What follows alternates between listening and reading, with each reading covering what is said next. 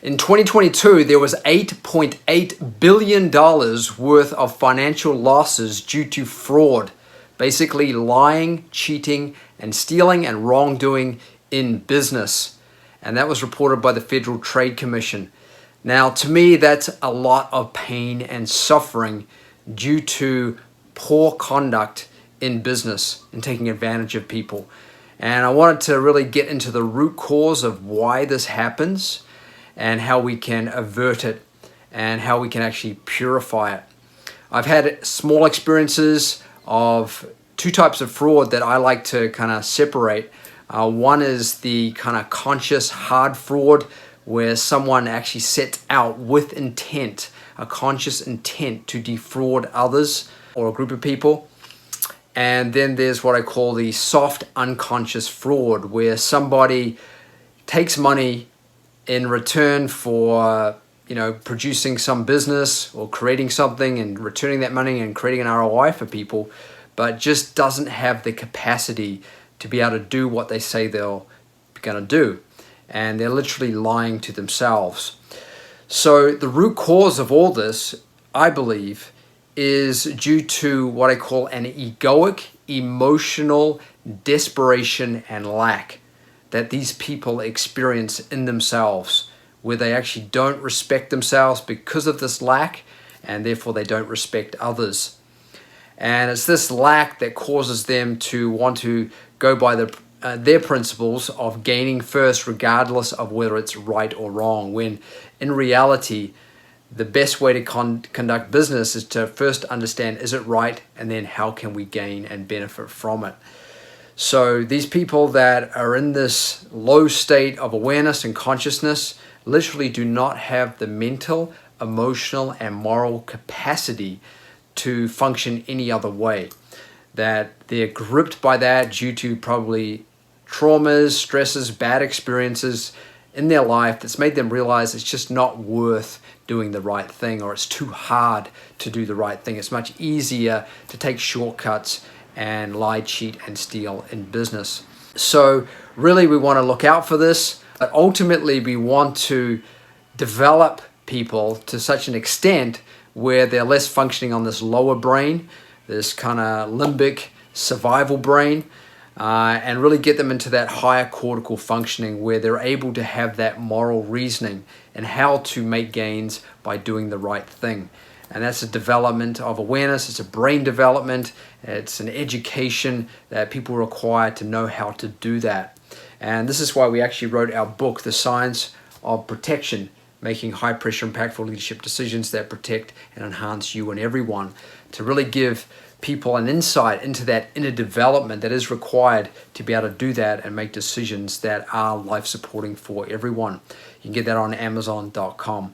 In order to protect you and everyone else, there's a couple of red flag signs or signals that you can look out for people that are either intently wanting to fraud, or they're just unconscious about their ability to deliver and do, and basically they're defrauding themselves and others in the process. And you got to look at that person in terms of like their history, how much do you know about them, because it all comes down to trust. You got to look deeply into someone's history, their relationships, their business experience, and what they say that they want to do or they're purporting to do. You got to do some deep dive research in that regard. I know a hedge fund manager that primarily invests in companies based on the CEO. They'll do a deep dive investigative reporting on that CEO, ask him a lot of questions, but also interview up to 100 people that have worked with them over the years, him or her, over the years, to understand, do they have the capacity to create more shareholder value, or are they more likely to destroy shareholder value? So they look deeply into what they're trying to find out. Is this person mentally, emotionally, and morally developed enough to handle the responsibility? And so we always, in any business transaction, big or small, that we want to ensure that we do protect our resource at a minimum and ultimately create gains from it. We've got to know, who is this person? How are they like in their personal lives? How are they behaving? How have they behaved? And do they have a healthy lifestyle mentally, emotionally, and physically? You know, because people who are abusing substances, having a bad diet, not exercising, all of that is going to create a lower functioning brain, and they're going to be fixed in functioning based on gain and not doing what's right first in order to gain. So you got to look deeply into the person, see how they're behaving towards you, towards others. All these red flags they're already there to see whether someone has that ability to be able to fulfill what they say they're going to do in a truthful way.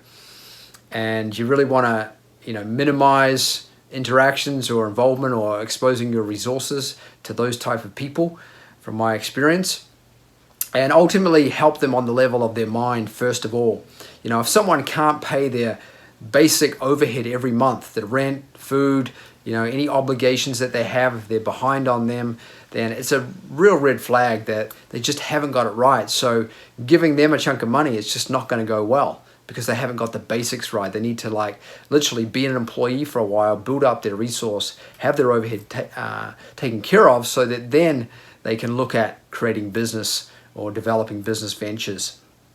So that's a real red flag to me. So that's my insight on what you got to be aware of to prevent being frauded, to avert that lying, cheating, and stealing in business. And I look forward to your comments and questions and experiences. And let's create a whole new awareness around this to, one, protect ourselves, and also to help those that kind of are stuck in this situation where they feel that they have to do crooked things in order to gain.